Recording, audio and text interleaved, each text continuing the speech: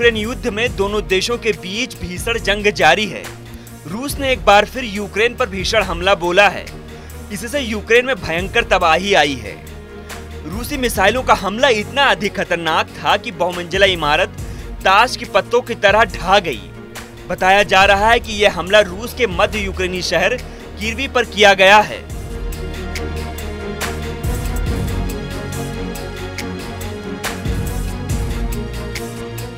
रूस ने ताबड़तोड़ एक के बाद एक कई मिसाइलें दागी हैं। मिसाइलों की जद में आने से करीब 4 से 5 लोगों की मौत हो गई है। कई लोग मलबे के नीचे दब गए, जिनको रेस्क्यू कर बाहर निकाला गया है। हमले की ये जानकारी यूक्रेन सेना के एक अधिकारी ने दी है। ये भीषण हमला यूक्रेन के राष्ट्रपति जेलेंस्की के गृह नगर में होना बताया गया है।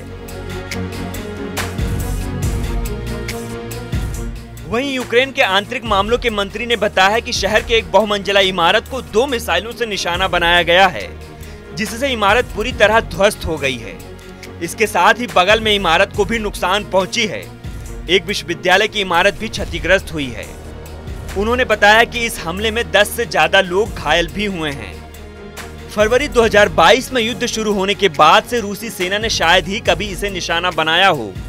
दोनों देशों के बीच संपूर्ण युद्ध शुरू होने के बाद से मिसाइलों, तोपों और ड्रोनों के जरिए बमबारी की स्ट्रेटेजिक पहचान रही है और रूसी सेना बीच बीच में हवाई हमलों में नागरिक क्षेत्रों को निशाना बनाती रही है।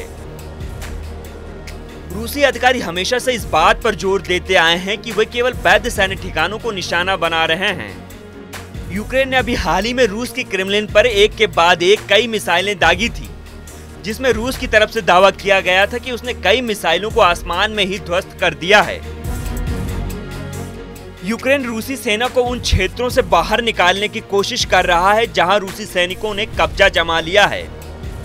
यूक्रेन के राष्ट्रपति जेलेंस्की ने हमले पर टिप्पणी करते हुए कहा है कि हाल के दिनों में दुश्मन लगातार शहरों और शहरों के केंद्रों पर हमला कर रहा है और नागरिक वस्तुओं और आवासियों को निशाना बना रहा है। जेलेंस्की ने आगे बयान में कहा कि यह आतंकी हमला हमें डराने की कोशिश कर रहा है, लेकिन हम इससे डरने वाले नहीं हैं। इस बीच यूक्रेन ने युद्ध को रूस के अंदर तक ले जाने की कोशिश की है और कथित तौर पर मॉस्को जैसे दूरस्थ लक्ष्यों को निशाना बनाने के लिए ड्रोन का इस्तेमाल किया है। रूस के क्रेमलिन से कुछ मील दूर पर हुए हमले से 2 कार्यालय भवन क्षतिग्रस्त हो गए हैं। जानकारी के लिए बता दें कि रूस यूक्रेन युद्ध अभी निर्णायक स्थिति में नहीं पहुंच पाया है। दोनों देशों के बीच युद्ध शुरू हुए करीब 18 महीने हो गए हैं। इस युद्ध में दोनों देशों को जमकर नुकसान भी हुआ है, लेकिन दोनों देशों के बीच इस युद्ध में अभी तक सहमति नहीं बन पाई है, जिसका नतीजा है कि दोनों देश एक दूसरे पर जमकर हमला कर रहे हैं।